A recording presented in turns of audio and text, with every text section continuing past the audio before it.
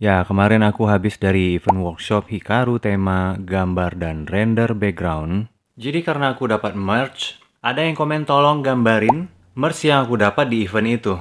Aku dapat gantungan kunci dan pin karena udah nanya di tempat. Ini Goku dari Dragonball. Dan ini adalah pawn strap dari Bangbu. Ini dari Bakaos ID. Jadi dia kayak blind box gitu, cuman isinya stiker sama gantungan kunci. Ini kemasannya nih, bagus juga. Aku dapat yang ini. Dan ini ada secret, saya nggak dapat. Terus habis itu ini aku juga pengen nih dapat yang kayak gini, yang gambar hiu gini.